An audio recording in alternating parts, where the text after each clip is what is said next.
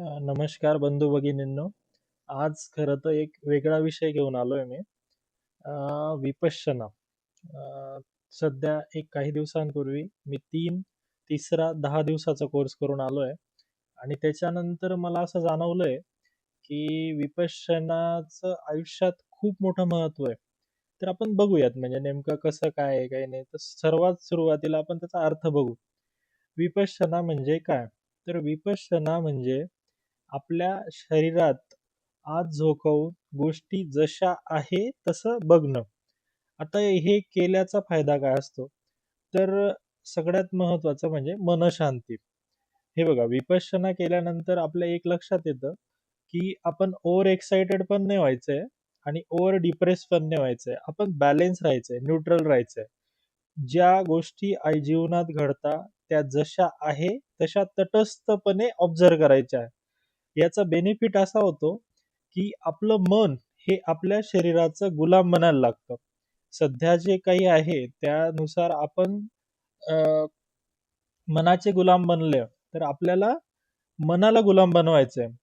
तर आता याचा शोध किंवा याचा अभ्यास आचार्य गोएंकाजी यांनी म्यानमारला जाऊन केला आणि भारतात त्याचा प्रसार सुरू केला. मुळात ही खूप प्राचीन परंपरा आहे. पण काही लोकांनी संप्रदाय आणि धर्म एकत्र केल्यामुळे किंवा काही अनेक कारणांमुळे ही विद्या लॅप्स होत गेली. तर आता सर्वात महत्त्वाचं म्हणजे धर्म आणि संप्रदाय. तर हिंदू, मुस्लिम, शीख, ईसाई व इतर काही हे सर्व संप्रदाय आणि आपण काय केलंय हिंदू धर्म. धर्म ही खूप व्यापक संकल्पना आहे आणि हिंदू हा जो संप्रदाय आहे, हिंदू, मुस्लिम, ईसाई जे काही असेल ते, तर ही व्यापक नसून लोकांनी धर्म करून टाकलं याला. तर धर्म ही वेगळी संकल्पना आहे. धर्म म्हणजे काय? आता आपण केमिस्ट्रीचा अभ्यास करतो, तेव्हा आपण बघतो गुणधर्म. धर्म म्हणजे प्रकृती, स्वभाव, निसर्गाचे नियम. तर ह्या धर्माचं किंवा निसर्गाच्या नियमांचं शिक्षण हे आपल्याला विपश्यनेच्या 10 दिवसाच्या कोर्समध्ये डिटेलमध्ये शारीरिक स्तरावर आणि बौद्धिक स्तरावर दोघं स्तरावर समजतं. तर आता विपश्यना केल्यामुळे सगळ्यात महत्त्वाचं म्हणजे आपण समतेत राहतो. इक्वॅनिमिटी. आपलं माइंड जे आहे ते ओव्हर एक्साइटेड पण नाही होत आणि ओव्हर डिप्रेस पण नाही होत. एकदम बॅलन्स राहतं, न्यूट्रल राहतं. आणि हे करताना एक खूप सुंदर शब्द आहे अनित्य, ज्याला आपण इंग्लिशमध्ये इम्परमानन्स म्हणतो. म्हणजे ज्या काही गोष्टी आपल्यासोबत घडतात त्या अनित्य आहेत, इम्परमानन्स आहेत. म्हणजे तुम्ही विपश्यना करताना शारीरिक स्तरावर हे ऑब्झर्व्ह करता 10 दिवस आणि मग त्याच्यानंतर तुम्ही कन्क्लुजनला जाता, की बाबा आपण जे काही केलंय मागच्या 10 दिवसात त्याचं खूप महत्त्व आहे आणि हे करण्यासाठी तुम्हाला पहिल्यांदा 10 दिवस जावंच लागतं. तर आपण ह्या 10 दिवसाचा आता शेड्यूल बघूयात, कसं आहे काही नाही. तर तुम्ही 10 दिवस जाताना तुम्हाला काही शील म्हणजे काही नियम फॉलो करावे लागतात. जसं की चोरी करू नये, अहिंसा म्हणजे हिंसा करू नये, म्हणजे थोडक्यात शाकाहारी राहायचंय तुम्हाला. नंतर तुम्हाला आर्य मौन फॉलो करायचे, ज्याला नोबल सायलेन्स म्हणतो. म्हणजे आपल्याला कुणाशीही बोलायचं नाहीये आणि खोटं बोलायचं नाहीये. जे खरं आहे तेच बोलायचंय. तर ह्या सगळ्या गोष्टी तुम्हाला तिथे गुरुजी रोज संध्याकाळी 7 वाजता प्रवचन होत असतं. 7 ते 8:30 पावणे 9. त्या प्रवचनामध्ये सर्व डिटेल सांगितलेलं जाईल, की कसं हे होईल, कसं नाही. तर त्याची तुम्ही काळजी करायची नाही. तर फक्त जाताना काही इम्पोर्टंट गोष्टी आहे, त्या लक्षात ठेवा. पहिल्यांदा तुमच्याकडे मोबाईल नसणार आहे. तुमच्याकडे खाण्यापिण्याचं कुठलंच साहित्य नसेल. फक्त कपडे आणि तुमच्या अंघोळ अंघोळ, दात घासायचं वगैरे जे आपलं बेसिक गोष्टी आहेत तेवढ्याच राहतील. तुम्हाला जे तिथे जे दिलं जाईल ते खायचंय आणि तिथे ज्या काही गोष्टी सांगितल्या जातील त्या फॉलो करायच्या. तर आपण शेड्यूल बघूया कसं असतं. तर सकाळी तुम्ही साधारणतः 4 वाजता उठता. 4 ते 4:30 मध्ये प्रात्यविधी तुमचे संपवून 4:30 ते 6:30 विपश्यना मेडिटेशन असतं थोडक्यात. ध्यानधारणा असते हॉलमध्ये. हॉलमध्ये किंवा तुम्हाला काही सेल्स दिले जातील, पगोडा ज्याला म्हणतो, त्याच्यामध्ये तुम्हाला करायचं आहे. 6:30 ते 8, 6:30 ते 8 मध्ये तुम्ही अंघोळ वगैरे बाकी सर्व गोष्टी किंवा आराम असेल तुम्हाला तो करू शकता. आणि 6:30 ते 6:15 मध्ये तुम्हाला नाश्ता असतो, ब्रेकफास्ट. तो करू शकता. आणि 8 ते 9 एक ग्रुप सिटिंग असते. ग्रुप सिटिंग म्हणजे सर्व एकत्र येऊन आणि पिन ड्रॉप सायलेन्स मध्ये केलेली ती सेटिंग असते. खूप सुंदर असतं या गोष्टी. थोड्या नवीन तुम्हाला टफ जातील. ते पुढे सांगणारच आहे मी, की पहिल्यांदा तुमचा एक्सपिरियन्स कसा असतो. 9 ते 11 परत मेडिटेशन असतं आणि हे सगळे मेडिटेशन जे आहे, ते गुरुजींच्या सांगण्यानुसार होता. म्हणजे गुरुजी जसं सांगतील, जी प्रोसेस सांगतील त्या पद्धतीनुसार होता. 11 ते 1 मध्ये जेवण आणि रेस्ट अशा गोष्टी आहे. म्हणजे थोडक्यात तुम्हाला 11 ते 1 थोडा रिलॅक्स फेज आहे. 1 ते 5 वाजेपर्यंत परत 2 स्लॉटमध्ये मेडिटेशन असतं. 2 किंवा 3 स्लॉटमध्ये असतं. 1 ते 2, 2 ते 3 किंवा आणि 3 ते 5. कधी 2.5 ते 3.5 हे असते ग्रुप सेटिंग. ह्या 1 ते 5 मध्ये 1 तासाची ग्रुप सेटिंग असते. आणि 5 वाजता मग तुम्हाला थोडंफार एक लाईट जसं की मुरमुरे वगैरे खायला भेटतात, जे पहिल्यांदा विपश्यना करताय. आणि ज्यांनी 10 दिवसाचा कोर्स केलाय त्यांच्यासाठी लिंबू पाणी असतं. ठीक आहे. आणि मग नंतर परत 6 वाजता 6 ते 7 ग्रुप सेटिंग असते. ग्रुप सेटिंग झाल्यावर 7 वाजता गुरुजींचं प्रवचन असतं, आचार्य गोयंकाजी. तर हे प्रवचन खूप सुंदर असतं. दिवसभरात तुमच्या मनात जे काही प्रश्न आलेले असतील, त्याचं तुम्हाला उत्तर ह्या प्रवचनामध्ये भेटेल. हे साधारणतः 7 ते 8:30 पावणे 9 पर्यंत चालतं.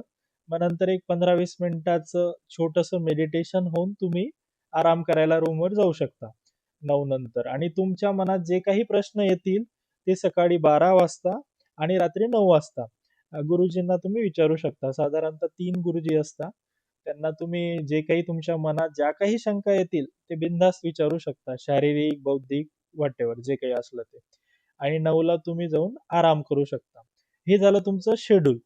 आता हे सर्व करताना आता सध्या माणूस हा मोबाईलचा गुलाम झालाय. तर तुम्हाला पहिले 2-3 दिवस खूप जड जातात. म्हणजे असं वाटतं आता मी सांगतोय, की बाबा ही प्रोसेस खूप सुंदर आहे. हे केल्यावर तुम्हाला बेनिफिट होतं. तर ज्यांनी कोणी तुम्हाला पाठवलंय, त्याला तर तुम्ही लिटरली शिव्या देता, की काय कुठे आणून सोडलंय असं तसं. आणि शारीरिक पण थोडा त्रास होतो. जी की प्रोसेस आहे. मुळात विपश्यनेमुळे काय होतं, आपल्या या जन्माच्या किंवा पूर्वीच्या जन्माच्या ज्या काही गोष्टी तुम्ही मनामध्ये साठवून ठेवल्या, वेदर इट इज भय असेल, वासना असेल, भावनिकता असेल, तर या सगळ्या गोष्टी धीरे धीरे निघत असतात. आता हे तुम्ही 10 दिवस केल्यावर स्वतः ऑब्झर्व करणार. मी एवढं कॉन्फिडेंटली तुम्हाला 10 दिवसाचे कोर्स केल्यावर सांगतोय. कारण पहिले 1-2दा मलाही फारसं काही जाणवलं नव्हतं. मी पण इतका सिरियस नव्हतो. पण मी रिसेंटली जे केलंय ना, त्याच्यात बऱ्यापैकी मी बेस देण्याचा प्रयत्न केलाय. आणि जितका तुम्हाला जास्त त्रास होईल, याचा अर्थ तितक्या तुम्ही मनाच्या शांततेकडे जाताय असा अर्थ होतो. म्हणजे याचा अर्थ असा नाही की त्रास झालाच पाहिजे. आता हे व्यक्तिपरत्वे भिन्न असतं. तर एक्सपिरियन्स कसा होता? तर सगळ्यात महत्त्वाचं मी माझा दुसऱ्यांदाचा एक्सपिरियन्स सांगतो तुम्हाला. विपश्यना झाल्यावर 10व्या दिवशी साधारणतः 10-10:30 वाजता तुम्हाला अ, मौन सुटतं तुमचं म्हणजे तुम्ही बोलू शकता. तर मी एका ठिकाणी गेलो आणि तिथे बसलो. योगायोग असा होता, की तिथे कलरिंग केलेलं होतं आणि माझी पॅन्ट खालून भरली. आता हीच गोष्ट जर मी नॉर्मल असतो, तर मी खूप चिडचिड केली असती, की काय यार मी कसं काय बसलो, माझी पॅन्ट खराब झाली. पण मी सहज बघितलं आणि म्हटलं यार अनिच्छा आहे, इम्परमनन्स आहे, ही चुकून झालेली गोष्ट आहे आणि याचा काही फारसा आपल्या जीवनावर फारसा विशेष फरक नाही पडत. तर थोडक्यात मला सांगायचं इतकंच आहे, की तुम्ही न्यूट्रल होता आणि जेव्हा तुम्ही एखादी गोष्ट तटस्थपणे बघता, तेव्हा तुम्ही एकांगी न राहता, स्वतःचा विचार न करता, समोरच्याचा पण विचार करता. वेदर म्हणजे ती व्यक्ती असेल, निसर्ग असेल, की ही गोष्ट का झाली? आणि हा जेव्हा विचार मनात येतो, तेव्हा तुमच्या मनातल्या ज्या काही गोष्टी साचलेल्या आहेत, चुकीच्या म्हणा, भावनिक असेल, सगळ्या काही प्रकारच्या, त्या धीरे-धीरे तुमच्या कमी होत जातात. आणि हा प्रवास म्हणजे it is a just first step. खूप मोठा प्रवास आहे हा. म्हणजे मी पण 5-10% सुरुवात केली आहे आणि मला मनापासून वाटतं, की तुम्ही सर्वांनी करावं, म्हणून मी हा व्हिडिओ बनवलाय. तर माझी विनंती असेल सर्वांनी 10 दिवस जरूर जा, जरूर. खूप आमूलाग्र बदल होईल. तुमची चिड कमी होईल. तुमचं फोकस्ड ॲटिट्यूड होईल आणि सगळ्यात महत्त्वाचं मनःशांती लाभेल. तुमच्याकडे कितीही पैसा असू द्या, कितीही सगळं तुमचं भौतिक साधनं असू द्या, अल्टिमेट सॅटिस्फॅक्शन हे तुमच्या मनाच्या स्टॅबिलिटीवर आहे. आणि तुम्ही कधी ऑब्झर्व्ह केलंय का, की जेव्हा तुम्ही चिडता, तेव्हा मन तुमचं अस्वस्थ होतं आणि मन अस्वस्थ झालं म्हणजे तुम्हाला इन्स्टॅबिलिटी फील होते आणि कुठेतरी जड जड वाटतं. तुम्ही हा प्रवास करताना तुमच्या मनावरच्या ज्या काही गाठी त्या धीरे धीरे कमी होऊन तुम्ही हलके होत जाता आणि एक स्टेज अशी येते की एकदम बॅलन्स्ड, म्हणजे नॉट टू मच एक्साइटेड आणि जास्त डिप्रेस पण नाही.